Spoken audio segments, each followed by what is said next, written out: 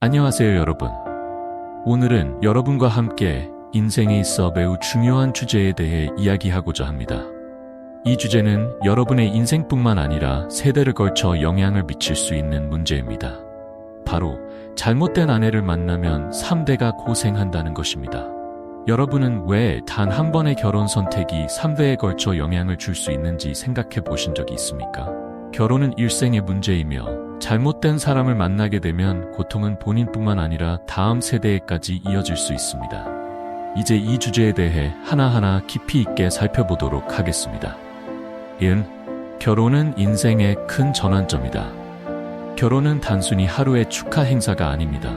결혼식의 아름다운 드레스나 친구들이 건네는 축하의 말이 전부가 아닙니다. 결혼은 오랜 여정을 함께하는 것이며 책임과 도전이 함께 따르는 것입니다.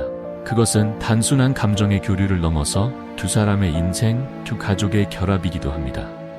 잘못된 사람을 배우자로 선택하면 스스로를 고통의 나락으로 밀어넣는 것일 뿐만 아니라 자손의 미래까지 어둡게 만드는 일이 됩니다. 좋지 않은 아내는 분열과 갈등을 일으키고 가정의 평화를 깨뜨리며 무거운 부담을 안겨줄 것입니다. 이러한 상처는 세대를 넘어 자녀에게도 손주에게도 전해질 것입니다. 2. 성격이 운명을 결정한다. 결혼 생활에선 아내의 성격이 가정의 행복에 큰 영향을 미칩니다. 양보할 줄 모르고 사랑할 줄 모르며 이기적이고 무관심한 아내는 가정을 항상 갈등과 피로 속에 빠뜨리게 됩니다. 이런 아내는 남편뿐만 아니라 자녀에게도 부정적인 영향을 미치며 평화롭고 행복한 환경에서 성장하지 못하게 합니다. 가정을 돌보지 않고 무관심한 아내는 가족을 위한 안식처를 만들어주지 못합니다. 오히려 짐이 되어 갈등과 다툼의 근원이 됩니다. 그래서 옛말에 여자를 볼 때는 집안을 보고 남자를 볼 때는 뿌리를 보라는 말이 있지 않겠습니까?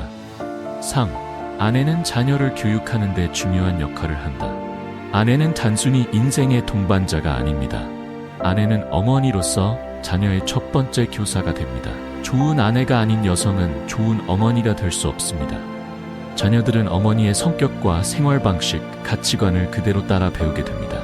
어머니가 이기적이고 도덕적으로 부적절하다면 자녀들도 그러한 나쁜 영향을 받기 쉽습니다.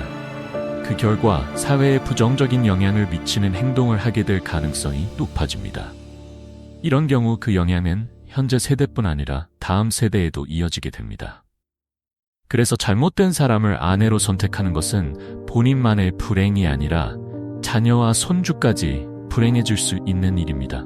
4. 아내는 가정의 재산과 생활을 관리한다. 좋은 아내는 가정을 아끼고 절약하며 미래를 위해 재산을 쌓아갑니다. 반면에 낭비하고 재정 관리를 할 줄 모르는 아내는 가정을 항상 채무와 부족함으로 몰아넣습니다.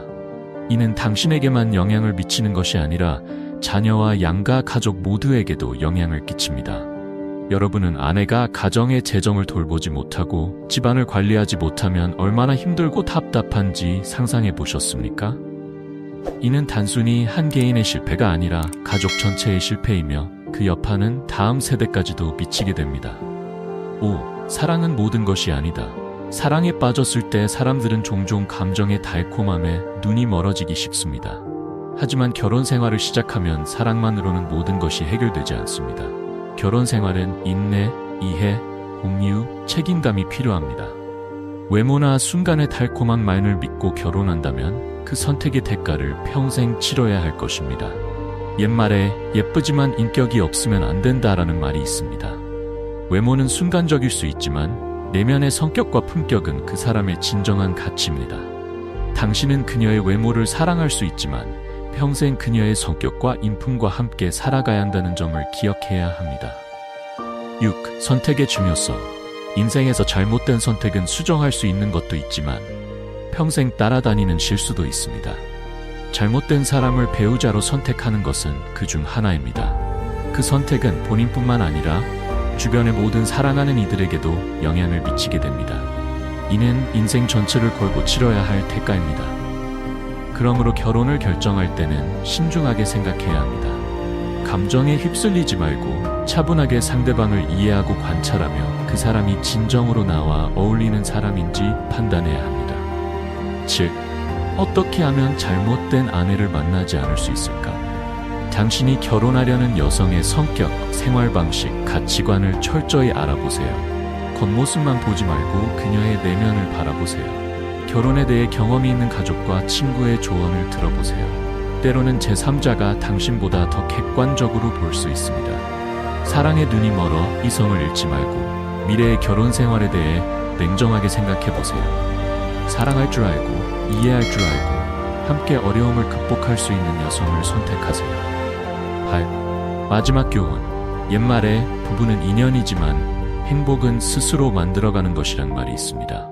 인생은 항상 꽃길만 있는 것이 아니고 결혼 생활도 항상 기쁨만 있는 것은 아닙니다.